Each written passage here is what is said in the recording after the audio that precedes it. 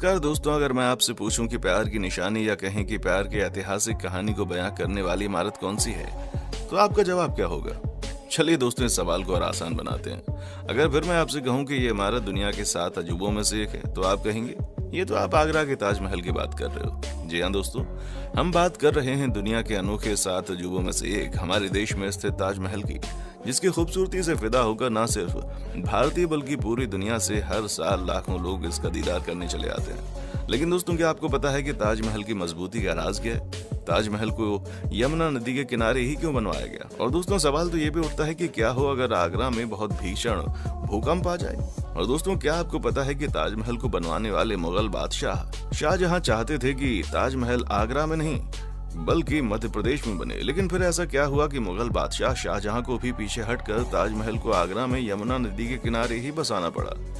दोस्तों, इस वीडियो में हम जानेंगे इन्हीं सभी रहस्यमय सवालों के उत्तर। बने रहिए हमारे साथ। दोस्तों, आइए पहले जानते हैं ताजमहल के इतिहास के बारे में।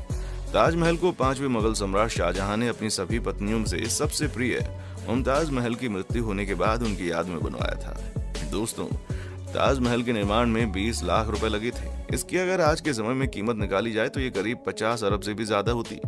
दोस्तों, ताजमहल को करीब 20,000 कारीगरों ने मिलकर बनाया था। ताजमहल को इतना खूबसूरत बनाने के लिए श्रेय जाता है तत्कालीन मुगल शिल्पकार उस्ताद अहमद लाहौरी को। दोस्तों, अगर मैं आपसे कहूं कि ताजमहल की ये ऐतिहासिक इमारत लकड़ी से बनी नींव पर खड़ी है, तो आप कहेंगे ये कैसा मजाक है। लेकिन दोस्तों, यकीन मानिए, ये कमाल उस समय के कारीगरों ने करके दिखाया था। चलिए अब जानते हैं कि आखिर ये कारनामा हुआ तो हुआ कैसे। दोस्तों, इससे पहले मैं आपसे कहूं कि ताजमहल आगरा में नहीं बल्कि मध्य प्रदेश के बुरहानपुर में ताप्ती नदी के किनारे बनने वाला था। तो दोस्तों, यकीन कर लेना, क्योंकि ये बात सच है।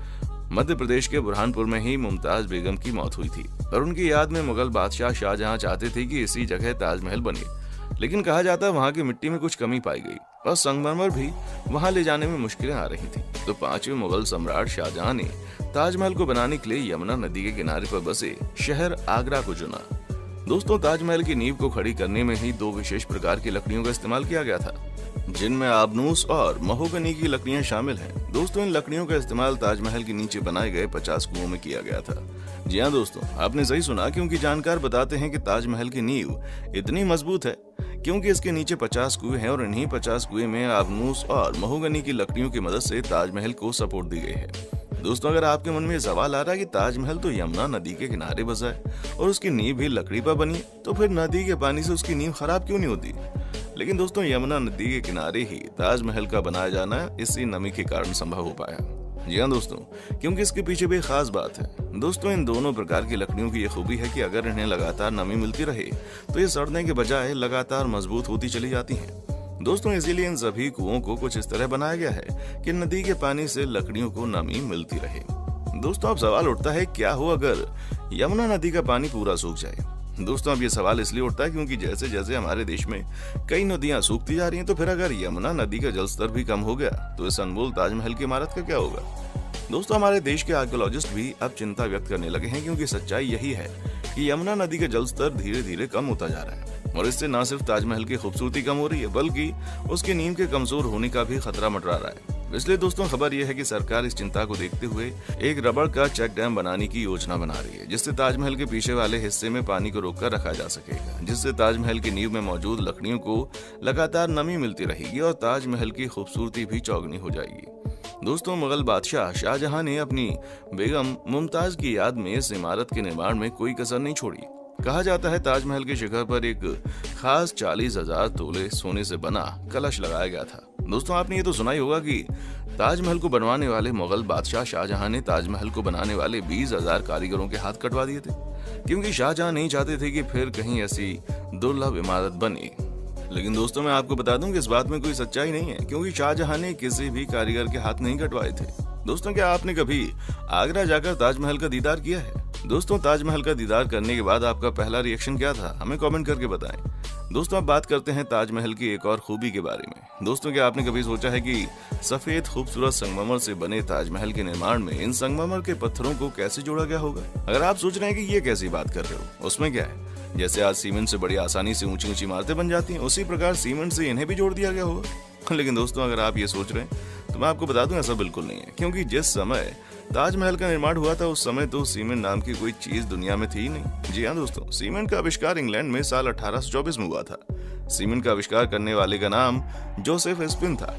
दोस्तों, जैसा कि मैंने आपको बताया कि ताजमहल का निर्माण तो 1632 में शुरू हो चुका था, यानी ताजमहल बनने के करीब 200 साल बाद सीमेंट का आविष्कार हुआ। तो दोस्तों, सवाल तो उठता है ना कि आखिर उस समय इतने भारी पत्थरों को इतनी मजबूती से कैसे जोड़ दिया गया होगा। तो दोस्तों, आज हम इस रहस्य से पर्दा उठाएंगे। दोस्तों, आर्कियोलॉजिस्ट बताते हैं कि इन पत्थरों को जोड़ने के लिए एक विशेष प्रकार के घोल का इस्तेमाल किया गया था, जिससे सभी संगमरमर पत्थरों को जोड़ा गया था। और दोस्तों, ताजमहल की खूबसूरती बढ़ाने वाले अनमोल रत्नों को भी इसी घोल की मदद से चिपकाया गया था। चलिए दोस्तों, आप जानते हैं इस घोल के बारे में भी।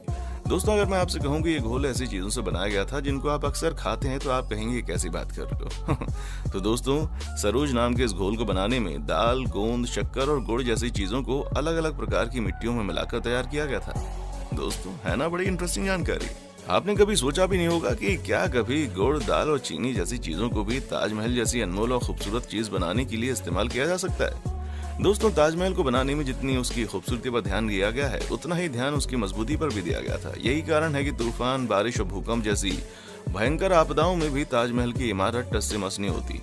दोस्तों, ताजमहल की खूबसूरती का एक राज ये भी है कि इसको बनाने में 28 प्रकार के अलग अलग चमकीले पत्थरों का इस्तेमाल किया गया था। दोस्तों, इन पत्थरों की खास बात यह है कि ये पत्थर चांद की रोशनी में ऐसे चमकते हैं जैसे ताजमहल ने कोई सफेद चादर ओढ़ ली हो। दोस्तों, इसीलिए पर्यटक शरद पूर्णिमा की रात ताजमहल का दीदार करने को बड़े रोमांचित होते हैं और शरद पूर्णिमा के अगले दिन अखबारों में और कई टीवी चैनलों में ताज की खूबसूरत तस्वीरें देखने को मिलती हैं। दोस्तों, अब बात ताजमहल की हो ही रही है तो उसकी 4 सुंदर मीनारों की भी बात करना तो बनता है। दोस्तों, ये करीब 40 मीटर ऊंची सुंदर मीनारें ताजमहल की खूबसूरती में 4 चांद लगाती हैं। दोस्तों, अगर आपने कभी इन मीनारों पर गौर किया होगा तो आपको पता होगा कि ये मीनारें बिल्कुल भी सीधी ना होकर कुछ बाहर की ओर झुकी हुई हैं, जिसका वैज्ञानिक तर्क ये है कि इन मीनारों को इस तरह बनाने का एक खास मकसद रहा होगा कि अगर कभी भविष्य में कोई भीषण विनाशकारी आपदा आ जाए तो ये मीनारें बाहर की तरफ गिरेंगी, जिससे इनके बीचों बीच मौजूद ताजमहल की इमारत को नुकसान नहीं होगा। दोस्तों, ये थी आज की स्पेशल वीडियो जिसमें हमने जाना ताजमहल की नींव के बारे में, और साथ ही हमने ये भी जाना कि आखिर इतने भारी संगमरमर के पत्थरों को बिना सीमेंट के कैसे जोड़ा गया, और साथ ही हमने ये भी जाना कि आखिर क्यों मुगल बादशाह शाहजहां ताजमहल को मध्य प्रदेश में बनवाना चाहते थे। दोस्तों, क्या आप जानते हैं कि हर साल हमारे देश में विदेशी पर्यटक ताजमहल को देखने के लिए खींचे चले आते हैं। दोस्तों, पर्यटन विभाग के आंकड़ों की बात करें तो ताजमहल की खूबसूरती का दीदार करने हर साल 20 लाख से भी ज्यादा विदेशी पर्यटक भारत आते हैं। और दोस्तों, बात करें भारतीय पर्यटकों के आंकड़ों की तो दोस्तों, पर्यटन विभाग के आंकड़ों के अनुसार हर साल 80 लाख से भी ज्यादा भारतीय पर्यटक ताजमहल का दीदार करने आगरा पहुंच जाते हैं। इसलिए यूनेस्को ने वर्ष 1983 में ताजमहल को विश्व धरोहर की लिस्ट में शामिल कर लिया। तो दोस्तों, कैसी लगी हमारी ये वीडियो हमें कमेंट करके बताएं, और भारत में ताजमहल के अलावा ऐसी कौन सी दूसरी ऐतिहासिक इमारतें हैं जिनको प्यार की निशानियों के लिए याद किया जाता है। अगर आप जानते हैं तो हमें कमेंट करके जरूर बताएं। मिलते हैं दोस्तों अगली वीडियो में। अगर आपने अभी तक चैनल को सब्सक्राइब नहीं किया तो जल्दी से जल्दी चैनल को सब्सक्राइब करें और बेल आइकन दबाना ना भूलें। देखने के लिए शुक्रिया।